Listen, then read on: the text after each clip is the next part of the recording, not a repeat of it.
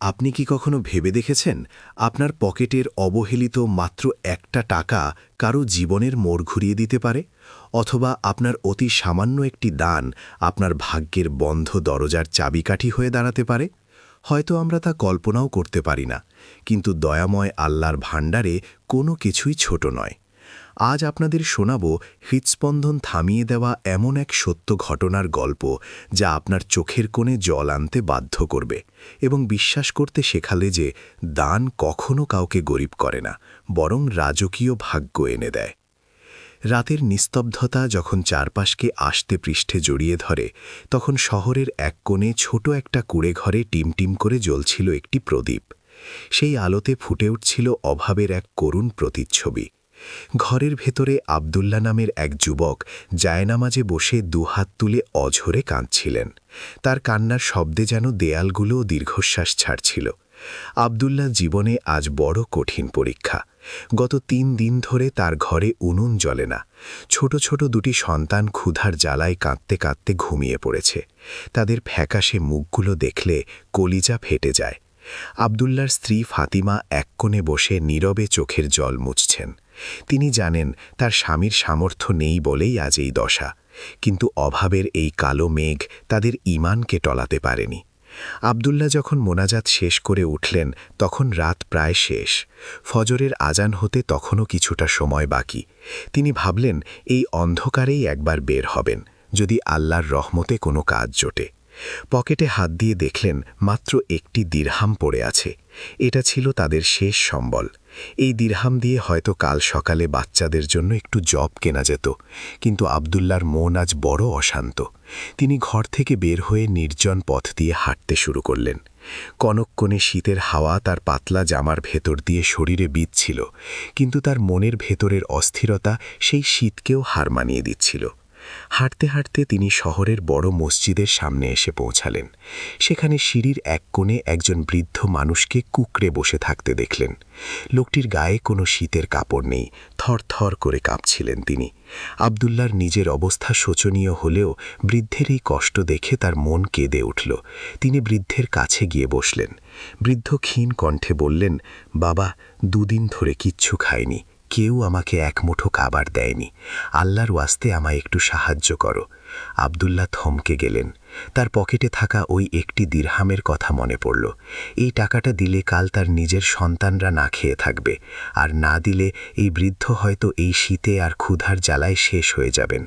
এক পাশে নিজের কলিজার টুকরো সন্তানদের মুখ, আর অন্য পাশে একজন নিরুপায় বৃদ্ধের জীবন। এক চরম মানসিক দ্বন্দ্বে পড়ে গেলেন তিনি। তার মনে পড়ে গেল আল্লাহর সেই ওয়াদা, যে ব্যক্তি আল্লাহর সন্তুষ্টির জন্য কিছু ত্যাগ করে, আল্লাহ তাকে তার চেয়েও উত্তম কিছু দান করেন। আব্দুল্লাহর চোখ থেকে টপ টপ করে জল পড়তে লাগল। তিনি ভাবলেন, আমার সন্তানদের রিজিকের মালিক তো আল্লাহ। তিনি কি তাদের না খেয়ে মারবেন? না, কখনোই না। আব্দুল্লাহ গভীর এক নিঃশ্বাস নিয়ে পকেট থেকে সেই শেষ দিরহামটি বের করলেন। বৃদ্ধের হাতে পরম মমতায় সেটি গুজে দিয়ে বললেন, চাচা, আমার কাছে এটাই শেষ সম্বল ছিল, আপনি এটা দিয়ে কিছু কিনে খান। বৃদ্ধের চোখ দুটো তখন খুশিতে চিকচিক করে উঠল। তিনি কাঁপা কাঁপা হাতে আকাশ পানে তাকিয়ে দোয়া করলেন, হে আল্লাহ, এই যুবকটি আজ তার অভাব সত্ত্বেও আমাকে সাহায্য করেছে। তুমি তার ভাগ্যের চাকা ঘুরিয়ে দাও, তাকে এমন রিজিক দাও যা সে কল্পনাও করতে পারবে না। আব্দুল্লাহর বুকটা হালকা হয়ে গেল। তিনি শূন্য পকেটে কিন্তু পূর্ণ মনে মসজিদের ভেতরে গিয়ে ফজরের নামাজ আদায় করলেন। সিজদায় গিয়ে তিনি দীর্ঘক্ষণ পড়ে রইলেন। তার মনে হচ্ছিল, এই দুনিয়ার সব সম্পদ যদি তার থাকত আর তিনি যদি তা দান করে দিতেন, তবে এই যে মানসিক প্রশান্তি, তা হয়তো পেতেন না। নামাজ শেষ করে যখন তিনি মসজিদ থেকে বের হলেন, তখন ভোরের আলো ফুটতে শুরু করেছে। চারপাশটা যেন আজ একটু বেশি স্নিগ্ধ মনে হচ্ছে। কিন্তু বাড়ি ফেরার পথে তার মনে পড়ে গেল বাচ্চাদের ক্ষুধার্ত মুখগুলোর কথা। খালি হাতে বাড়ি ফিরবেন কিভাবে? ফাতিমাকে কি জবাব দেবেন? তিনি ধীর পায়ে বাজারের পথ ধরলেন। ভাবলেন যদি কোনো কাজ পাওয়া যায়, কিন্তু ভোরবেলা বাজারে তখনও লোকজন তেমন আসেনি। হঠাৎ তার নজরে পড়ল রাস্তার একপাশে পুরনো একটি সিন্দুক পড়ে আছে, যা সম্ভবত কোনো কাফেলার থেকে হারিয়ে গেছে অথবা কেউ ফেলে গেছে। সিন্দুকটি বেশ ভারী এবং জংধরা। কৌতূহলবশত আব্দুল্লাহ তার কাছে গেলেন, কিন্তু পরক্ষণেই মনে হলো অন্যের জিনিসের ওপর লোভ করা ঠিক নয়। তিনি পাশ কাটিয়ে চলে যেতে চাইলেন, কিন্তু মনের কোনো এক কোণ থেকে কে যেন বলছে, একবার তাকিয়ে তো দেখো। তিনি যখন দাঁড়িয়ে ইতস্তত করছেন, তখন বাজারের এক ধনাঢ্য ব্যবসায়ী তার উটে চড়ে যাচ্ছিলেন। আব্দুল্লাহকে সিন্দুকটির পাশে দাঁড়িয়ে থাকতে দেখে তিনি থামলেন। ব্যবসায়ীটি ছিলেন খুবই দয়ালু প্রকৃতির। তিনি আব্দুল্লাহর জীর্ণ পোশাক আর বিষণ্ণ মুখ দেখে বুঝতে পারলেন এই যুবকটি বড় কোনো বিপদে আছে। তিনি এগিয়ে এসে জিজ্ঞেস করলেন, হে যুবক, তুমি কি এই সিন্দুকটির মালিক? আব্দুল্লাহ মাথা নিচু করে বললেন, না জনাব, আমি কেবল এটা এখানে পড়ে থাকতে দেখলাম। ব্যবসায়ীটি সিন্দুকটির দিকে ভালো করে তাকিয়ে দেখলেন। এটি ছিল অনেক পুরনো এবং এর গায়ে অস্পষ্ট ভাষায় কিছু লেখা ছিল। ব্যবসায়ীটি হেসে বললেন, আমি এই সিন্দুকটি চিনি। এটি আমার পূর্বপুরুষদের এক হারিয়ে যাওয়া কাফেলার অংশ হতে পারে, কিন্তু এটি খোলার চাবিকাঠি কারো কাছে নেই। অনেক বছর ধরে এটা কেউ উদ্ধার করতে পারেনি। ব্যবসায়ীটি আব্দুল্লাহর সততা দেখে মুগ্ধ হলেন। তিনি বললেন, তুমি চাইলে এটা বাড়ি নিয়ে যেতে পারো। যদি এর ভেতরে কিছু পাও তবে সেটা তোমার নসিব, আর যদি না পাও তবে এই কাঠ জ্বালানি হিসেবে ব্যবহার করতে পারবে। তোমার মতো সৎ যুবক আমি খুব কমই দেখেছি। আব্দুল্লাহ অবাক হলেন। তিনি ভাবলেন, এই বিশাল ভারী সিন্দুক আমি কিভাবে নেব, আর এর ভেতরেই বা কী থাকতে পারে। তবুও তিনি আল্লাহর নাম নিয়ে সিন্দুকটি কাঁধে তুললেন। ক্ষুধার্ত শরীরে এই বিশাল ওজন বহন করা তার জন্য অসম্ভব ছিল, কিন্তু তার মনে হচ্ছিল অদৃশ্য কোনো শক্তি তাকে সাহায্য করছে। বাড়িতে পৌঁছতে পৌঁছতে রোদের তেজ বেড়ে গেছে। ফাতিমা দরজায় দাঁড়িয়েছিলেন। স্বামীকে শূন্য হাতে কিন্তু কাঁধে বিশাল এক কাঠের বাক্স নিয়ে ফিরতে দেখে তিনি অবাক হলেন। আব্দুল্লাহ সিন্দুকটি মেঝেতে রাখলেন এবং হাঁপাতে হাঁপাতে সব কথা খুলে বললেন। বৃদ্ধকে সেই 1 দিরহাম দান করা থেকে শুরু করে ব্যবসায়ীর এই উপহার পর্যন্ত সবকিছু। ফাতিমা মুচকি হেসে বললেন, আপনি আল্লাহর রাস্তায় দান করেছেন। আল্লাহ নিশ্চয়ই আমাদের অপদস্থ করবেন না। চলুন দেখি এই সিন্দুকের ভেতরে কি আছে। দুজনে মিলে অনেক চেষ্টা করলেন সিন্দুকটি খোলার, কিন্তু মরচে ধরা লোহা যেন কিছুতেই হার মানতে চাইছে না। আব্দুল্লাহ যখন ক্লান্ত হয়ে হাল ছেড়ে দিচ্ছিলেন, ঠিক তখনই তার ছোট মেয়েটি ঘুম থেকে উঠে এলো। সে ক্ষুধার যন্ত্রণায় কাঁদছিল না, বরং তার মুখে ছিল এক অদ্ভুত হাসি। সে এগিয়ে এসে সিন্দুকটির গায়ে হাত দিল, আর ঠিক সেই মুহূর্তে এক অলৌকিক কাণ্ড ঘটল। সিন্দুকের জংধরা তালাটি নিজের থেকেই খসে পড়ল। আব্দুল্লাহ আর ফাতিমা একে অপরের দিকে বিস্ময়ে তাকিয়ে রইলেন। তাদের বুক তখন ধড়ফড় করছিল। কি আছে এর ভেতরে? কেবল কি পুরনো কাঠ, নাকি অন্য কিছু? আব্দুল্লাহ অতি সাবধানে সিন্দুকের ঢাকনাটি তুললেন, আর ভেতর থেকে বিচ্ছুরিত হওয়া আলোতে পুরো ঘর আলোকিত হয়ে গেল। তাদের চোখ যেন ধাঁধিয়ে যাচ্ছিল। সিন্দুকটি পুরনো লোহা বা কাঠের টুকরোয় ভরা ছিল না, সেটি ছিল হীরা, জহরত আর স্বর্ণ মুদ্রায় ঠাসা। আব্দুল্লাহর হাত কাঁপতে শুরু করল। তিনি নিজের চোখকে বিশ্বাস করতে পারছিলেন না। মাত্র কয়েক ঘন্টা আগে যে মানুষটি তার শেষ একটি দিরহাম দান করে দিয়েছিলেন, আল্লাহ তাকে এখন এক অঢেল সম্পদের মালিক বানিয়ে দিয়েছেন। ফাতিমা সিজদায় লুটিয়ে পড়লেন। আব্দুল্লাহর চোখ দিয়ে আবার জল ঝরতে লাগল। তবে এই জল কষ্টের নয়, এই জল ছিল কৃতজ্ঞতার। তিনি বুঝতে পারলেন ওই বৃদ্ধের দোয়া সরাসরি আরশে আজিমে কবুল হয়েছে। কিন্তু এই সম্পদ আব্দুল্লাহর জীবনের মোড় কিভাবে ঘোরাবে? তিনি কি এই সম্পদ কেবল নিজের ভোগবিলাসে ব্যয় করবেন, নাকি এর পেছনে লুকিয়ে আছে আরও বড় কোনো পরীক্ষা? গল্পের এই মোড় তাকে কোন দিকে নিয়ে যাবে তা জানার জন্য আমাদের যেতে হবে পরবর্তী ধাপে। আব্দুল্লাহর এই দান তাকে শুধু সম্পদই দেয়নি, বরং তার ঈমানের এক নতুন পরীক্ষা শুরু হতে যাচ্ছিল। শহরের মানুষ যখন জানতে পারবে এই নিঃস্ব যুবকের হঠাৎ এই ঐশ্বর্যের কথা, তখন কি হবে? ষড়যন্ত্র আর লোভের দেয়াল কি তাকে গ্রাস করবে, নাকি আল্লাহর রহমত তাকে আগলে রাখবে সবসময়? সেই সিন্ধুকের নিচে একটি পুরনো চামড়ার কাগজও পাওয়া গেল। সেখানে অদ্ভুত কিছু লেখা ছিল, যা দেখে আব্দুল্লাহর কপালে চিন্তার ভাঁজ পড়ল। এই সম্পদ কি সত্যিই কেবল তার, নাকি এর পেছনে কোনো রহস্যময় দায়িত্ব লুকিয়ে আছে? সকালের সেই স্নিগ্ধ আলোয় আব্দুল্লাহ যখন স্বর্ণমুদ্রাগুলো নাড়াচাড়া করছিলেন, তখন তার মনে হচ্ছিল এটা কেবল টাকার থলি নয়, এটা আল্লাহর পক্ষ থেকে আসা এক পবিত্র আমানত। আর এই আমানত রক্ষা করাই হবে তার জীবনের সবচেয়ে বড় চ্যালেঞ্জ। কষ্টের পর যে সুখ আসে তা কতটুকু স্থায়ী হয় এবং কিভাবে মানুষের চরিত্রকে বদলে দেয়, আব্দুল্লাহর গল্পটি আমাদের সেই গভীর সত্যের দিকেই নিয়ে যাচ্ছে। 1 দিরহামের সেই দান আজ তাকে শহরের শ্রেষ্ঠ ধনীতে পরিণত করার পথে, কিন্তু আসল বদলে যাওয়াটা তো এখনও বাকি। আবদুল্লার ঘরের ভেতর এখন চাঁদের আলোর চেয়েও উজ্জ্বল এক আভা ছড়িয়ে পড়েছে, কিন্তু সেই স্বর্ণমুদ্রা আর হীরার চমক আবদুল্লার মনে যতটা না আনন্দ দিচ্ছিল, তার চেয়েও বেশি দিচ্ছিল এক অজানা আতঙ্ক। তিনি কাঁপা কাঁপা হাতে সিন্দুকের তলা থেকে সেই পুরনো চামড়ার কাগজটি তুলে নিলেন। ফাতিমা পাশে এসে বসলেন, তার চোখে এখনও অবিশ্বাসের ঘোর। আবদুল্লাহ কাগজটি খুলে পড়তে শুরু করলেন। সেখানে প্রাচীন অক্ষরে লেখা ছিল, এই সম্পদ তার জন্য নয় যে কেবল নিজের উদর পূর্তি করতে জানে। এটি সেই ব্যক্তির জন্য সংরক্ষিত ছিল যে নিজের শেষ সম্বলটুকু আল্লাহর রাস্তায় বিলিয়ে দেওয়ার সাহস রাখে। সাবধান, এই ধনরত্ন তোমার জন্য নেয়ামত হতে পারে, আবার হতে পারে তোমার ধ্বংসের কারণ। যদি তুমি এর শুকরিয়া আদায় করতে পারো এবং অভাবীদের হক আদায় করো, তবেই এই সম্পদ তোমার কাছে থাকবে, অন্যথায় এটি যে পথে এসেছে সেই পথেই ফিরে যাবে। লেখাটুকু পড়ার পর আবদুল্লার কপালে ঘাম জমে গেল। তিনি বুঝতে পারলেন আল্লাহ তাকে কেবল সম্পদ দেননি, বরং তার ঈমানের এক কঠিন পরীক্ষা নিচ্ছেন। তিনি ফাতিমার দিকে তাকিয়ে বললেন, ফাতিমা, আমরা যে অভাবের দিনগুলো পার করেছি তা ছিল ধৈর্যের পরীক্ষা, আর এখন যে প্রাচুর্য আমাদের সামনে তা হল কৃতজ্ঞতার পরীক্ষা। আমাদের খুব সাবধানে পা ফেলতে হবে। ফাতিমা মাথা নেড়ে সায় দিলেন। তারা সিদ্ধান্ত নিলেন এই সম্পদের কথা এখনই কাউকে জানায় না। কিন্তু বনের আগুন আর গুপ্তধনের কথা কি কখনো লুকিয়ে রাখা যায়? পরদিন সকালেই কেমন করে যেন পুরো পাড়ায় রটে গেল যে আবদুল্লার ভাগ্য বদলে গেছে। যে প্রতিবেশীরা গত 3 দিন ধরে আবদুল্লার সন্তানদের কান্নার শব্দ শুনেও একবার খোঁজ নেয়নি, তারা আজ দল বেঁধে তার দরজায় এসে হাজির। কেউ নিয়ে এসেছে মিষ্টি, কেউ বা দামি পোশাক। তাদের চোখে মুখে এক অদ্ভুত চাটুকারিতা। আবদুল্লার খুব কষ্ট হলো মানুষের এই রূপ দেখে। তিনি ভাবলেন, যখন আমার ঘরে এক মুঠো অন্ন ছিল না তখন কেউ তো আসেনি, আর আজ যখন আমার কাছে সম্পদ আছে বলে শোনা যাচ্ছে, তখন সবাই কেমন বন্ধু হয়ে যাচ্ছে।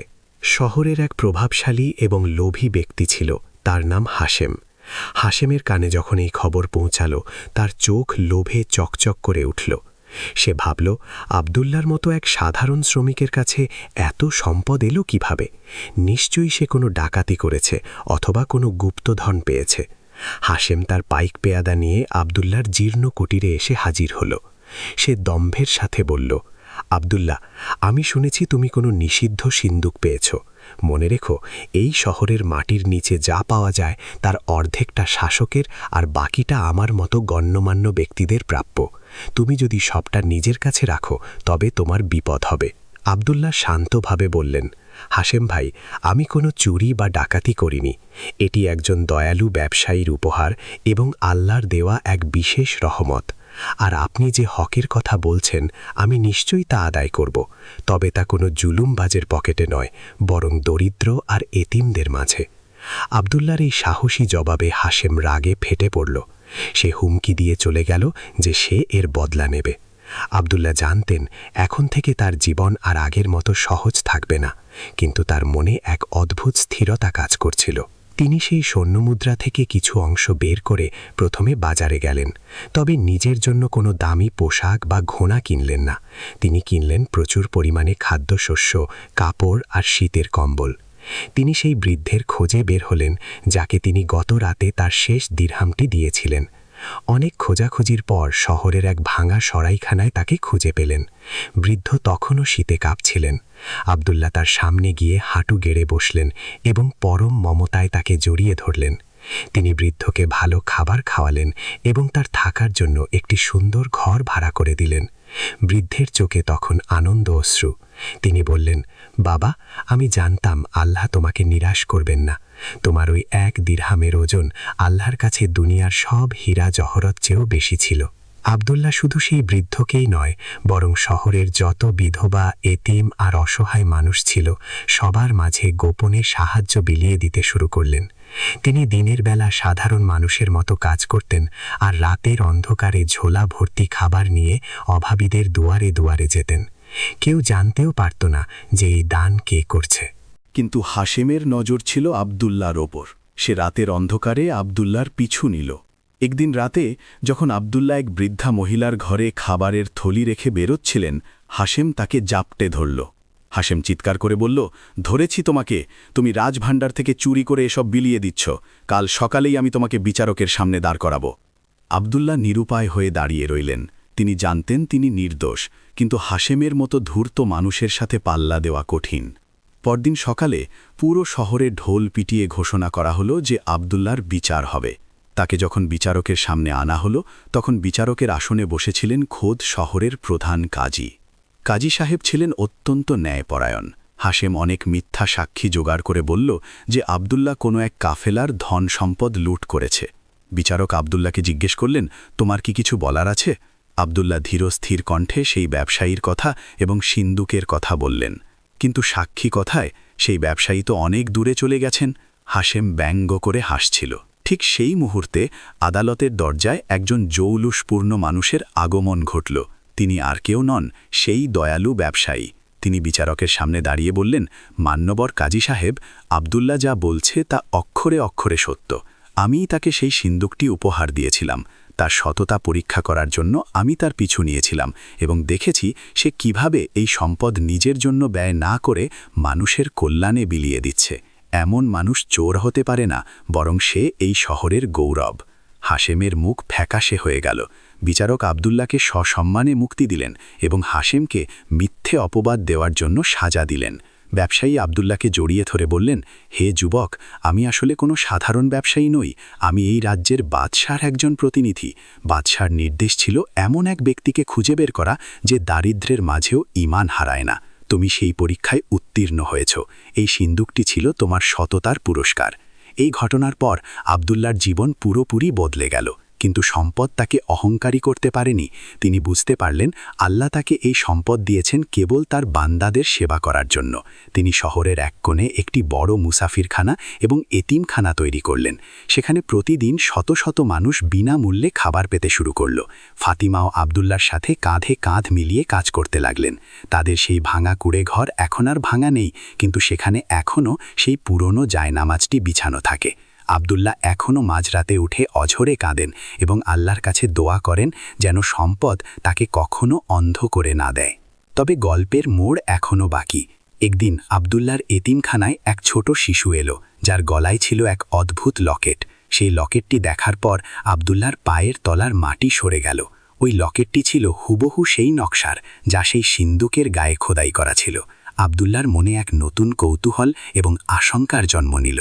এই শিশুটি কে, আর সিন্দুকের রহস্যের সাথে তার কি সম্পর্ক?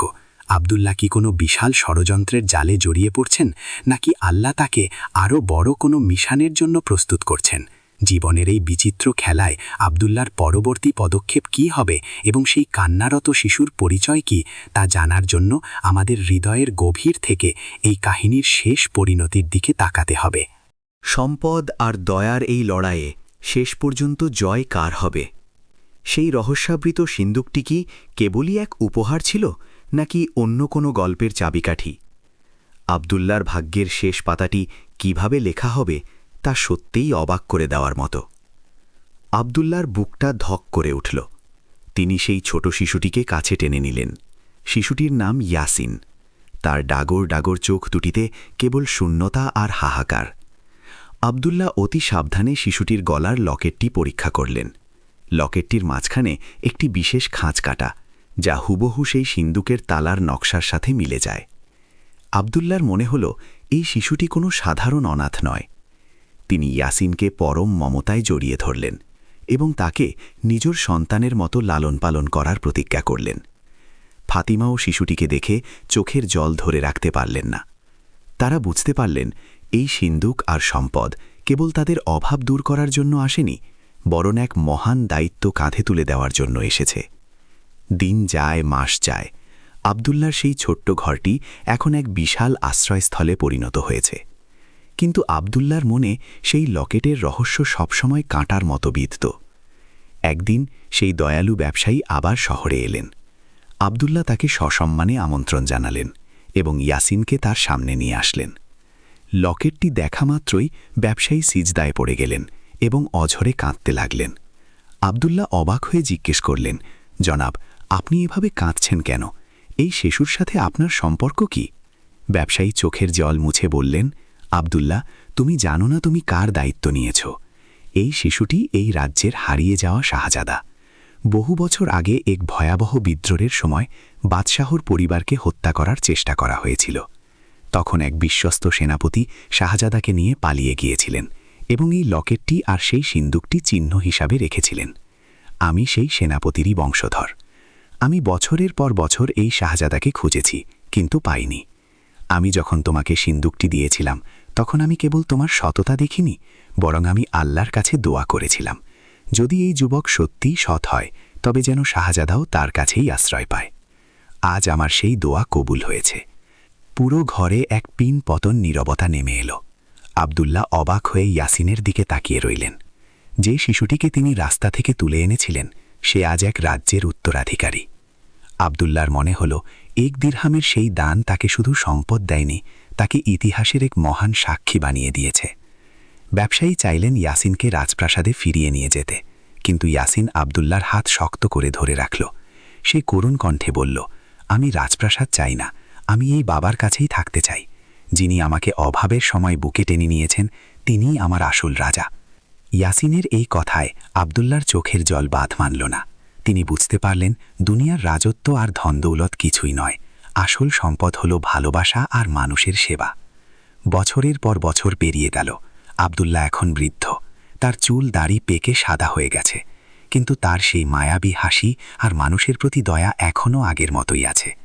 ইয়াসিন বড় হয়ে সেই রাজ্যের এক ন্যায়পরায়ণ শাসক হলেন, কিন্তু তিনি কখনোই আব্দুল্লাহকে ভুলে যাননি। আব্দুল্লাহ শেখানো আদর্শে তিনি রাজ্য পরিচালনা করতে লাগলেন। এখন আব্দুল্লাহর জীবনের শেষ মুহূর্ত ঘনিয়ে এসেছে। তিনি বিছানায় শুয়ে আছেন, চারপাশে তার আপনজন আর শহরের হাজার হাজার মানুষ। সবাই কাঁদছে তাদের প্রিয় মানুষটির বিদায়ের কথা ভেবে। আব্দুল্লাহ ধীরে ধীরে চোখ মেললেন। তার সামনে সেই পুরনো জীর্ণ জায়নামাজটি রাখা ছিল। তিনি ইশারায় সেটি কাছে আনতে বললেন। তার কণ্ঠস্বর এখন অত্যন্ত ক্ষীণ, কান্নায় ভেজা এক মায়াবী সুর তার গলায়। তিনি ফাতিমা আর ইয়াসিনের হাত ধরলেন। তার চোখের কোণ দিয়ে গড়িয়ে পড়ছে নোনা জল। তিনি কম্পিত কণ্ঠে বলতে শুরু করলেন, তোমরা কাঁদছ কেন? আমি তো আমার রবের কাছে ফিরে যাচ্ছি। আজ বড় শান্তি লাগছে। জানো, সেই এক দিরহামের কথা আমার আজও মনে পড়ে। আমি যখন সেই বৃদ্ধকে ওটা দিয়েছিলাম তখন আমার মনে হয়েছিল আমি নিঃস্ব হয়ে গেছি, কিন্তু আল্লাহ আমাকে শিখিয়ে দিলেন যে আল্লাহর জন্য কিছু ছাড়ে আল্লাহ তাকে দুই জাহানের রাজত্ব দান করেন। আমার এই ঐশ্বর্য, এই সম্মান, এই ভালোবাসা সবই ছিল সেই ছোট এক দানা দানের ফল। তোমরা কখনো দান করতে ভয় পেও না, গরিবের চোখের জল মোছাতে কার্পণ্য করো না। মনে রেখো, আমরা যা রেখে যাই তা আমাদের নয়, আমরা যা দান করে যাই সেটাই কেবল আমাদের সাথে থাকে। আব্দুল্লাহর কণ্ঠ বুঝে এলো। তিনি আকাশের দিকে তাকিয়ে এক রহস্যময় হাসি হাসলেন। তার মনে হচ্ছিল তিনি যেন সেই বৃদ্ধ লোকটিকে দেখতে পাচ্ছেন যিনি সেই রাতে তার জন্য দোয়া করেছিলেন। আব্দুল্লাহর শেষ নিঃশ্বাসটি যখন বেরিয়ে গেল তখন তার মুখে ছিল এক অপার্থিব প্রশান্তি। পুরো শহর সেদিন অঝরে কেঁদেছিল, কিন্তু সেই কান্নার মাঝে ছিল এক মহান শিক্ষা। হে মানুষ, তুমি কি এখনো দিরহাম আর দিনার গুনতে ব্যস্ত? তুমি কি এখনো অভাবের ভয়ে তোমার হাত কুটিয়ে রাখো? একবার তাকিয়ে দেখো আব্দুল্লাহর এই গল্পের দিকে। একটি মাত্র দিরহাম যদি একজন নিঃস্ব শ্রমিকের ভাগ্য বদলে দিয়ে তাকে শাহজাদার অভিভাবক বানাতে পারে, তবে তোমার সামান্য দান কেন তোমার ভাগ্য বদলাবে না? আল্লাহ তো সেই মহান দাতা যিনি একটি বীজের বদলে 700 শস্যের শীষ দান করেন। আজকের এই নিষ্ঠুর পৃথিবীতে আমরা বড় একা হয়ে গেছি। আমরা কেবল নিজের জন্য বাঁচতে শিখেছি। কিন্তু বিশ্বাস করো, অন্যকে দেওয়ার মাঝে যে আনন্দ আছে তা কোটি টাকা জমিয়ে রাখলেও পাওয়া যায় না। হয়তো তোমার সেই অতি সামান্য দানটি কাল হাসরের ময়দানে তোমার মুক্তির উসিলা হয়ে দাঁড়াবে। হয়তো তোমার এক মুঠো খাবার কারো ক্ষুধার্ত রাতের শেষ ভরসা হয়ে আসবে। এখনো সময় আছে, হাত বাড়াও। তোমার আশপাশে কত আব্দুল্লাহ, কত ইয়াসিন আর কত ক্ষুধার্ত বৃদ্ধ লুকিয়ে আছে। তাদের হাসিতেই খুঁজে পাবে তোমার জীবনের পরম সার্থকতা। এই গল্পটি কেবল শোনানোর জন্য নয়, এটি তোমার হৃদয়ে দাগ কাটার জন্য। যদি আজ তোমার চোখ থেকে এক ফোঁটা জল ঝরে থাকে, তবে সেই জলকে বৃথা যেতে দিও না। সেই এক ফোঁটা জলের শপথ নিয়ে আজ থেকে প্রতিজ্ঞা করো, তুমি হবে দয়ালু, তুমি হবে দানবীর, আর তুমি হবে সেই মানুষ যার মাধ্যমে আল্লাহর রহমত এই দুনিয়ায় ছড়িয়ে পড়বে। বিদায় আব্দুল্লাহ, তোমার সেই এক দিরহামের গল্প যুগ যুগ ধরে আমাদের হৃদয়ে বেঁচে থাকবে। আমাদের মনে করিয়ে দেবে যে মহান আল্লাহ কখনোই তার বান্দার ছোট আমলকেও বৃথা যেতে দেন না। তোমার সেই কান্না মাখা মোনাজাত আর মায়াবী জীবন আমাদের শিখিয়ে দিয়ে গেল, আসল ভাগ্য বদলে যায় কেবল অন্তরের পবিত্রতা আর নিঃস্বার্থ ত্যাগের বিনিময়ে। হে আল্লাহ, আমাদেরও আব্দুল্লাহর মতো বড় হৃদয়ের মানুষ হিসেবে কবুল করুন। আমিন।